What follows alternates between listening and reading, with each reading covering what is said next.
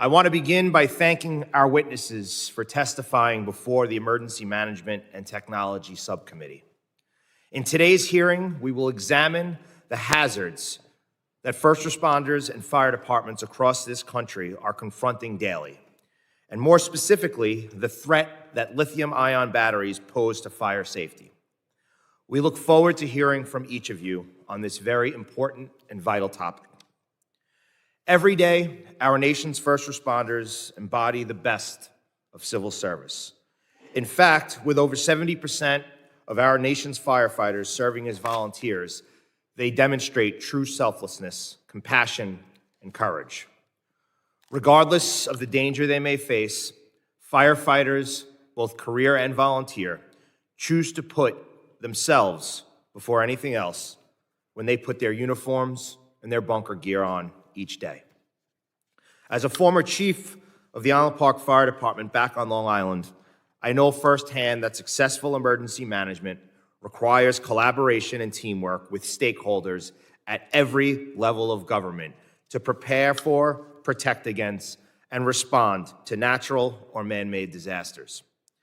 As members of this subcommittee, we also have a role to play in supporting our nation's first responders.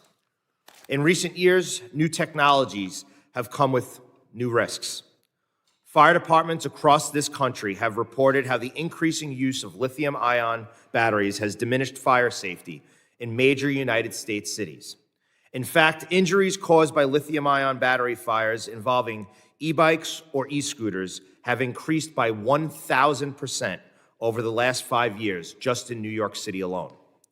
In 2023, brave members of the FDNY responded to 268 lithium-ion battery fires, which caused 150 injuries and 18 deaths. To illustrate this increasing trend, there were only 10 deaths associated with lithium-ion battery fires for the combined years of 2021 and 2022. These batteries may be found in daily household items and cell phones, laptops, power tools, and more.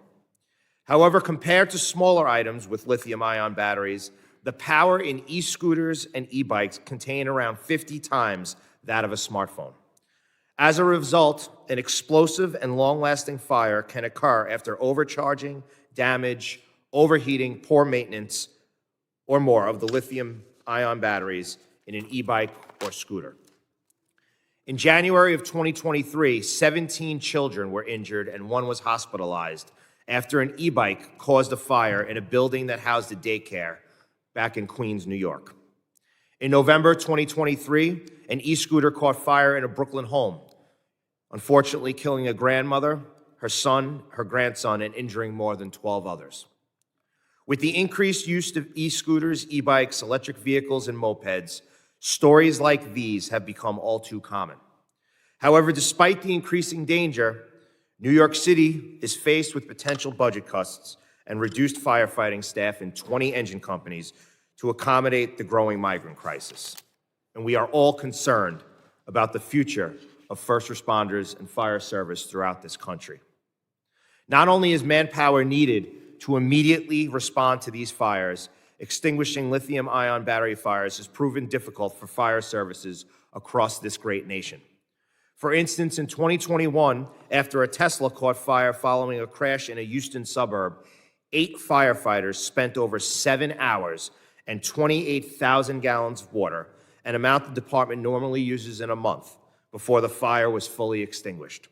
The reality is that some lithium-ion battery fires can reignite hours later, some even days later, and traditional fire extinguishing methods do not always work by them.